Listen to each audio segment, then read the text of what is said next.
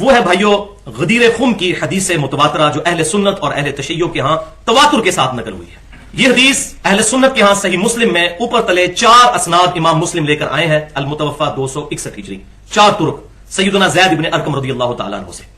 International numbering کے مطابق کتاب الفضائل علی والے چیپٹر میں 6225 6226 6227 اور 6228 4 طرق لے کر آئے ہیں غدیر خم کی حدیث. یہ کچھ تابعین، یہ صحیح مسلم میں پڑھنے لگا، کچھ تابعین سیدنا زید بن ارقم رضی اللہ تعالیٰ عنہ کے پاس آئے اور کہا کہ آپ کتنے خوش نصیب ہیں کہ آپ رضی اللہ تعالیٰ عنہ نے نبی صلی اللہ علیہ وسلم کی صحبت کی، آپ صلی اللہ علیہ وسلم کے پیچھے نمازیں پڑھی، آپ صلی اللہ علیہ وسلم کی معیت میں جہاد کیا، کتنے خوش نصیب ہیں آپ. تو زید بن ارقم سے ان تابعین نے کہا کہ آپ کوئی حدیث بیان کیجئے جو آپ کو حضور صلی اللہ علیہ وسلم سے یاد ہو، سنی ہوئی. تو آپ رضی اللہ تعالیٰ عنہ نے کہا کہ میں بوڑھا ہو چکا ہوں، کافی ساری باتیں سنی، بھول بھی گیا، لیکن ایک خاص بات مجھے یاد ہے، وہ مجھ سے سن لو. اور وہ سنائی کیوں؟ یہ بنو امیہ کا دور تھا، انہوں نے پرٹیکولر وہی روایت سنائی جو سنانی چاہیے تھی اس وقت. تو فرمایا کہ نبی صلی اللہ علیہ وسلم جب اپنے آخری حج سے واپس آ رہے تھے، حجۃ الوداع سے، تو مکے سے مدینے آتے ہوئے درمیان میں غدیر خم نامی ایک جگہ پانی کے لیے وہاں پر پڑاؤ کیا آپ صلی اللہ علیہ وسلم نے. وہاں آپ صلی اللہ علیہ وسلم نے ہمیں ایک خطبہ ارشاد فرمایا. پہلے اللہ تعالیٰ کی حمد بیان کی، پھر ہمیں واضح و نصیحت کی، اور پھر اپنے خطبے کو کنکلوڈ کرتے ہوئے چند اہم باتیں ارشاد فرمائی. صحیح مسلم انٹرنیشنل نمبرنگ کے مطابق 6225 سے 6228 تک 4 حدیث. فرمایا اے لوگو آگاہ ہو جاؤ میں بھی ایک انسان ہوں. اور یہ حدیث ہم نے اپنے منہج پہ لکھی ہوئی ہے جو اکثر اہل سنت کے علماء کو بھی نہیں آتی، حالانکہ صحیح مسلم ہے. اے لوگو آگاہ ہو جاؤ میں بھی ایک انسان ہوں. قریب ہے کہ اللہ کا قاصد یعنی موت کا فرشتہ میرے پاس آئے اور میں اس کی دعوت قبول کر لوں. میں اپنے بعد تم میں 2 بھاری چیزیں چھوڑ کر جا رہا ہوں. ان میں سے پہلی چیز اللہ کی کتاب ہے، اس میں ہدایت ہے، اس میں نور ہے. تم اللہ کی کتاب کو پکڑو، اپنا تعلق اس کتاب کے ساتھ مضبوط کرو. اللہ کی کتاب اللہ کی رسی ہے، جو اس کو پکڑے گا وہ ہدایت پر ہوگا، جو اس کو چھوڑ دے گا گمراہ ہو جائے گا. بولے اعوذ باللہ تعالی واعتصموا بحبل اللہ جميعا ولا تفرقوا.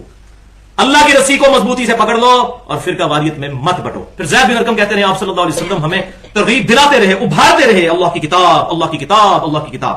اور پھر فرمایا دوسری چیز میرے اہل بیت ہیں، میں اپنے اہل بیت کے معاملے میں تمہیں اللہ سے ڈراتا ہوں، میں اپنے اہل بیت کے معاملے میں تمہیں اللہ سے ڈراتا ہوں. 2 دفعہ ارشاد فرمایا. بعض روایتوں میں آتا ہے 3 دفعہ، یعنی میرے بعد ان کے ساتھ حسن سلوک کرنا. پکڑنا کتاب اللہ ہی کو ہے، اہل بیت کے ساتھ حسن سلوک کرنا. کیونکہ آپ صلی اللہ علیہ وسلم کو یہ غیبی خبر دی جا چکی تھی کہ آپ کی وفات کے بعد آپ کی امت اہل بیت کے ساتھ برا سلوک کرے گی. اور یہ خطبہ آپ نے غدیر خم پر دیا جہاں صرف اہل مدینہ اور اہل شام باقی رہ گئے تھے، باقی سب لوگ جا چکے تھے. اور انہی شامیوں نے جنگ صفین میں سیدنا علی کے ساتھ بغاوت کرنی تھی، اور انہی لوگوں نے پھر مدینے کی حرمت بھی پامال کرنی تھی واقعہ ہررا کے اندر. تو آپ صلی اللہ علیہ وسلم ان کو ڈرا رہے تھے.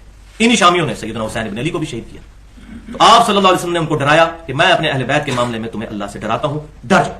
اور یہ حدیث اہل سنت کی جب باقی کتابوں میں آتی ہے صحیح سند کے ساتھ، 3 کتابوں کے ریفرنس، جامعہ ترمذی انٹرنیشنل نمبر کے مطابق 3713، کتاب السنہ امام ابو بکر ابن ابی عاصم رحمۃ اللہ علیہ المتوفا 287 ہجری، پہلے 300 سال کے مسلمانوں میں سے بڑے امام، اور مشکل الاثار امام طحاوی المتوفا 321 ہجری. تینوں لے کے آئے آگے روایت کہ آپ صلی اللہ علیہ وسلم نے پھر اس موقع پر سیدنا علی ابن ابی طالب رضی اللہ تعالیٰ عنہ کا ہاتھ پکڑ کر یوں بلند کیا اوپر کی طرف، اور پھر آپ صلی اللہ علیہ وسلم نے آیت تلاوت کی النبی اولی بالمؤمنین من انفسہم، کہ نبی صلی اللہ علیہ وسلم مومنین کی جانوں سے بھی زیادہ ان پر حق رکھتے ہیں.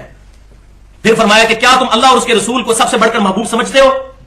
سب نے کہا بلا یا رسول اللہ صلی اللہ علیہ وسلم. پھر آپ نے سیدنا علی کا ہاتھ پکڑ کے کہا من کنت مولاہ فہذا علی مولاہ، پھر جس کا دلی محبوب میں ہوں اس کا دلی محبوب سیدنا علی بھی ہونے چاہیے. مولا سے مراد مشکل کشا نہیں ہے، دلی محبوب عربی میں. تو اس کو کہتے ہیں غدیر خم کی حدیث.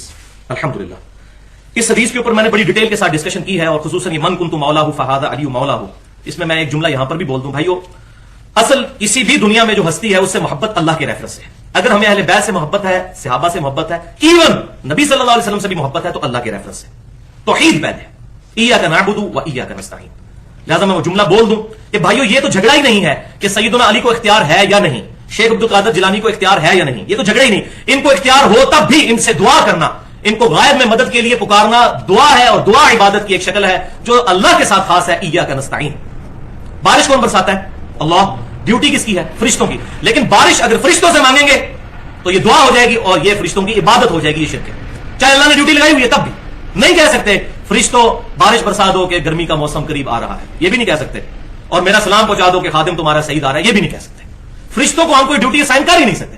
اللہ نے بھی کی ہوئی ہے, تو ہم دروشی میں بھی کہتے ہیں اللہم صلی علی محمد. فرشتوں کو نہیں کہتے کہ آپ پہنچاؤ, فرشتے پہنچائیں, جن پہنچائیں, کوئی بھی کہنا اللہ کو ہے اللہم صلی علی محمد وعلی آل محمد صلی اللہ علیہ وسلم. غدیر خم کی حدیث کو ضرور یاد رکھیں. غدیر خم کا خطبہ بخاری اور مسلم, صحیح مسلم میں 4 حدیثیں, اور اہل سنت اہل تشیع دونوں کے ہاں ملتا ہے, جو میں نے حدیث ڈیٹیل سے بیان کی. اس میں آپ صلی اللہ علیہ وسلم نے قرآن کے ساتھ اہل بیت کا ذکر کیا ہے. لیکن کتنا ظلم ہے کہ درس قرآن ہو رہا ہو اور محرم میں یزید کے فضائل پہ جمعے پڑھائے جا رہے ہوں, اہل بیت کو چھوڑ دیے تھے.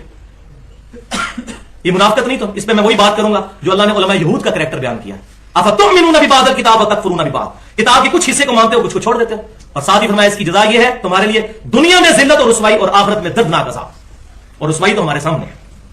150 کروڑ کے قریب مسلمان ہیں, اور دنیا کے کسی مسئلے میں مسلمانوں سے کوئی مشورہ نہیں کیا جاتا.